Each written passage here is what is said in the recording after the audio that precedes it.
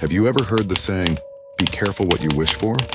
Well, I'm living proof of why that warning exists. My story starts on a night that was, ironically, anything but scary. It was my birthday, and my friends and I were gathered around a flickering bonfire telling ghost stories. You know how it is, the usual tales of headless horsemen and women in white. But I wasn't impressed.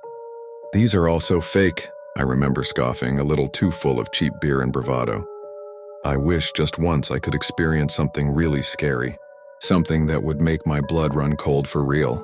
My friend Sarah shivered, pulling her blanket tighter. "Don't say that, Alex, you don't mess with that kind of stuff." I just laughed. What's the worst that could happen? Famous last words, right? The worst started subtly. A few nights later, I was driving home late from work. It was a route I'd taken 1,000 times. A long, winding country road flanked by dense forest. That night, though, the familiar woods felt different. Darker, more watchful. As I rounded a sharp bend, my headlights cut through the pitch black and landed on something in the middle of the road. I slammed on the brakes, my heart leaping into my throat. It was a scarecrow, not a friendly, straw-stuffed kind from a pumpkin patch. This one was grotesque. It was stitched together from what looked like old stained burlap sacks, and its head was a lumpy, misshapen bundle tied with twine. But the worst part was its face. 2 mismatched buttons were sewn on for eyes, and below them a jagged, smiling gash was crudely painted in what looked disturbingly like dried blood. It was just standing there, in the middle of a deserted road miles from any farm. My first thought was that it was a prank, some kids messing around. Annoyed, I got out of my car, intending to drag it to the side of the road. But as I got closer, an overwhelming sense of dread washed over me. The air grew cold, and the silence of the forest was absolute. Not a cricket, not a rustle of leaves, just a heavy, oppressive quiet.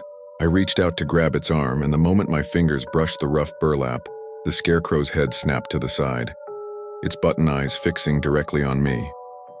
I screamed. I don't mean a little yelp, I mean a raw, guttural scream. I stumbled backward, falling to the asphalt, scrambling away like a crab. Its head didn't move in a human way. It was a stiff, jerky motion like a broken doll. And that painted smile. It seemed to widen in the moonlight. I didn't wait to see what it would do next. I scrambled back into my car, fumbled with the keys, and peeled out of there, tires squealing. I didn't look in my rearview mirror. I couldn't. I thought that was the end of it. A terrifying one-off hallucination fueled by stress and an overactive imagination. But it wasn't. The next day, I found a single piece of straw on my driver's seat. A coincidence, I told myself. Then, a few nights later, I woke up at 3 a.m. to a sound. A faint rhythmic thump, thump, thump against the side of my house. I crept to the window and peered out into my backyard, and there it was. Standing by my garden shed, its silhouette stark against the moonlit lawn. The scarecrow. Its head was tilted, its button eyes aimed right at my bedroom window. I stopped going out after dark. I nailed my windows shut. I slept with the lights on, but it didn't matter. Every few nights I'd see it. Sometimes it would be standing at the edge of the woods behind my house. Once I saw it reflected in a store window as I rushed to my car in a parking lot. It never moved when I looked at it, but it was always closer. The final straw, no pun intended, was last night. I was in my kitchen, my back to the glass sliding door that leads to the patio. I felt a sudden chill, that same unnatural cold from the road. Slowly I turned my head. It was there. Its face was pressed against the glass. The burlap was wet from the rain, and its painted smile was streaked and running, dripping down the pane like bloody tears. Its button eyes stared into my soul.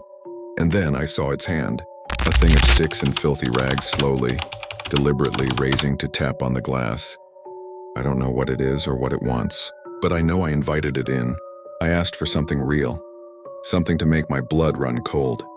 And now I live in a state of constant, quiet terror, waiting for the night when the tapping on the glass isn't just a tap anymore. The worst part? I know deep down that this journey is far from over, and I'm the only one on it.